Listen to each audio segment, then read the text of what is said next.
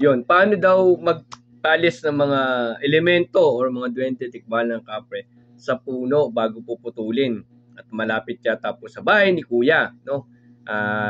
Ito yung aral ng Team Happy Game at pagpapalis po ng elemento po dito po sa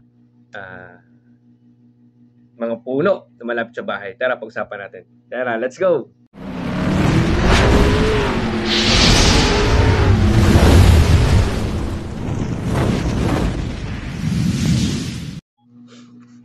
Yun, mapagpalang araw mga kagimat, no? Ito na yung kagimat si Heping Agimat, na mahilig si Agimat, pero wala namang Agimat. Nasa puso ito ni Agimat.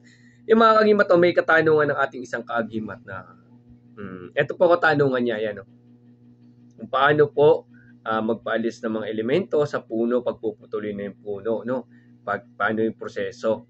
Yan, lalo dito sa malalapit na sa bahay na makakaabala na yun. Sige, mga kagimat, no? Ito po ay para po sa Team Happy Agimat, sa mga naniniwala sa Team Happy Agimat at sa mga nag-aaral ng Team Happy Agimat at sa grupo ng Team Happy Agimat. No? Kung kayo po again sa aral po ng Team Happy Agimat ay nire-request ko po na mag-out po kayo sa aming pa channel upang hindi po tayo magkabangga-baga dahil magkakaiba po naman ang ibang aral. Magkakaiba naman po din ang aral at iba-ibang pamamaraan pero pare-paras nakakatulong. No? Hanggat nasa Diyos Ama, Diyos Anak, Diyos Espiritu Santo ang tinatawag nyo, magkakakampi po tayo. Hindi po tayo magkakalaban. No? Kaya kagimat, no, kung kayo against sa amin, ay left lang po kayo, no. Yung mga kagimat, no, sa pag-ano po ng puno, number 1 po dyan, wag kayong, marami kasi dyan nagsasabi sa buhay nyo na asin. Wag po kayong magsasabi ng asin. Lalo ko kayo hindi naman manggagamot, no.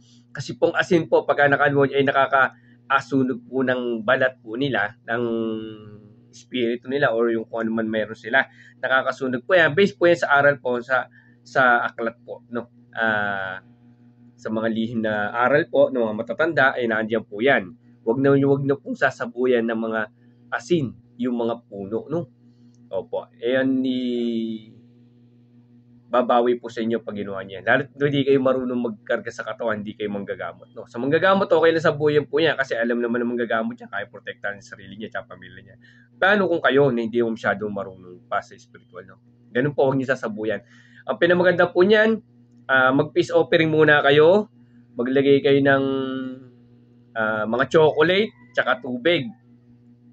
Pag naglagay kayo ng chocolate, tubig, lahat sa mga pahapon, humiling kayo sa kanila na kung sino man po na mamahala, naninirahan, dito sa mga puno na nandito po ay hinihiling ko po sana na mapagbigyan nyo ako na ang puno na to ay maputol po namin at baka kung humihiling po ako sa inyo na lumipat muna kayo sa ibang puno na pwede nyo malipatan. Yun po yung magandang mga proseso po ng paghealing natin. No? Meron po yung iba, bago pumutol ng puno, sa malayo-layo, nagtatanim muna ng puno sila. Tapos, pag nagtanim sila ng puno, bumili ka sa mga tindahan ng mga puno, tapos magtanim ka sa mga malayo-layo sa bahay mo. Hinihiling nila na baka pwede doon sa tinanim ko na puno, kayo na tumira. Dahil ito po ay maaabala po yung bahay namin, pwede mataganan yung bahayan namin. Doon po, hinihiling po sa pamamagitan ng peace offering. Hindi po alay. Pagpapakain lang po sa kanila ng mga nips or mga chocolate na itim. Huwag po puti. Ayaw po nila yung puti. At ayaw din nila ng tubig na mineral water. Ang tubig po, kailangan yung mga galing poso, galing sapa, yung mga galing bukal. Yung po, yung mga buhay na tubig ang tawagin natin. Yun po ang kanila. Huwag kayong maglalagay ng tubig na galing sa mineral water. Opo, yung mga may chemical po kasi yan eh. Meron yung mga ano yan. Opo, kailangan po yung natural po. Hilingin nyo lang po na lumipat po sa puno. No? Huwag po sasabuyan ng asin. Opo, yun ang sinasabi sa inyo. Peace offering lang po ng chocolate pero hindi po alay. No? Ang alay lahagay po ay sa Panginoon. No? Maraming salamat. God bless you. Sana yung makatulong sa inyo. No? Ganun lang po, no? Hiling nga, pagkatapos kung may tanungan kayo, tanungin sa kanyo kung pwede na po. Pero after naman kasi makapag kayo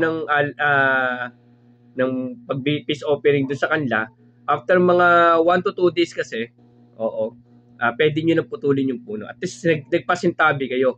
Yun ang gusto lang naman nila, nagpapasintabi. No? Kailangan pasintabi kayo, panapagpasintabi na kayo, pwede nyo na pong putulin yung kinabukas sa mga 1 to 2 days po, pwede nyo na putulin siguro yun. Opo. Maraming salamat. God bless inyo lahat.